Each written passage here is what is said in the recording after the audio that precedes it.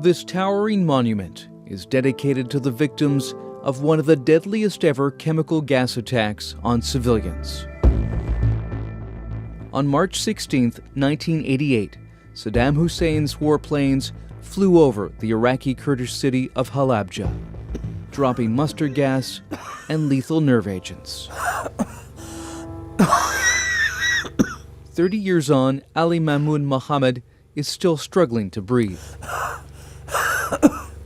He needs to take oxygen and has never forgotten the terror of being gassed.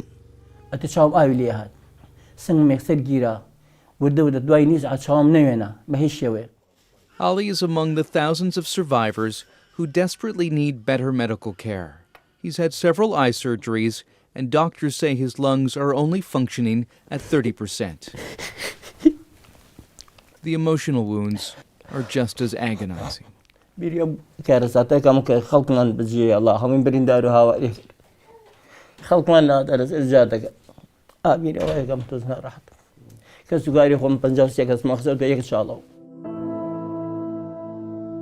horror of that day was captured in this image of a father and infant struck down by gas. At the same spot now, life carries on.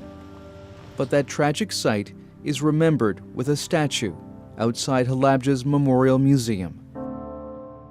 Inside, mannequins are used to recreate the shocking scenes. Some 5,000 lives were choked out in the gas attack. Most were women and children. It was part of a chemical bombing campaign against the Kurds, who were accused of being disloyal during the Iran-Iraq War in the 1980s.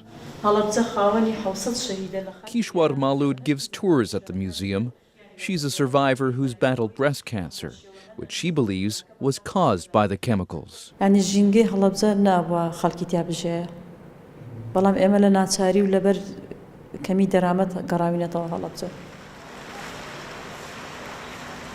Despite concerns about contamination, Halabja has been rebuilt and its population is growing. The provincial health director says there's been no conclusive studies done on the lasting health impact of the chemical gas. But Dr. Hunar Jafar says that in general, rates of cancer and birth defects are higher here than in other regions of Iraq. Chemical weapon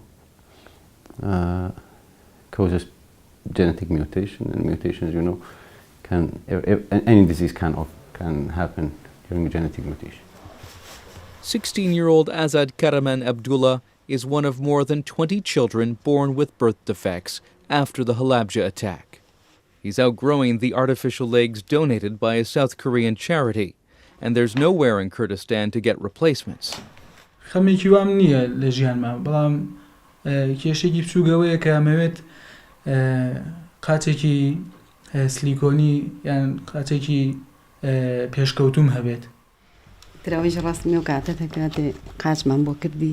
Azad's mother, Nashmil Nazrullah, survived the gas attack, but never imagined her future children could one day be affected too. The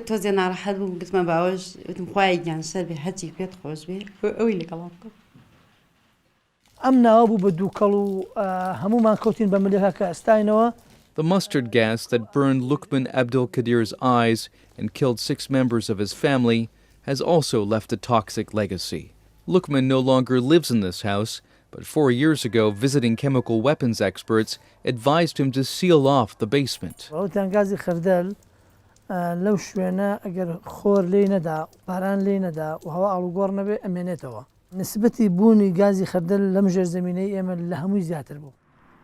Kurdish authorities have taken some steps to investigate the level of chemical contamination in the city. Construction began on this research center, but it has since stopped due to disputes over financing. A $12 million hospital specializing in daily treatment for chemical attack survivors was supposed to open 6 years ago, but a lack of funds have kept the doors shut.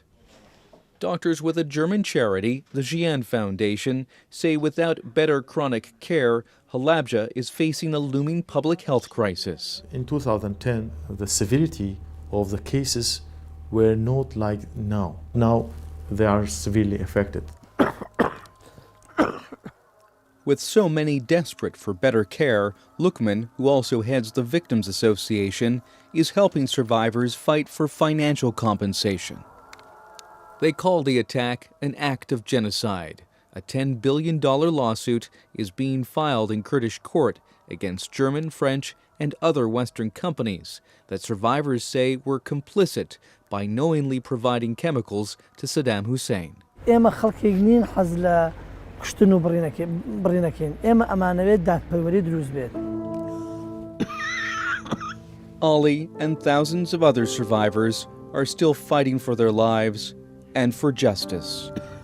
3 decades after the brutal chemical gas attack on Halabja.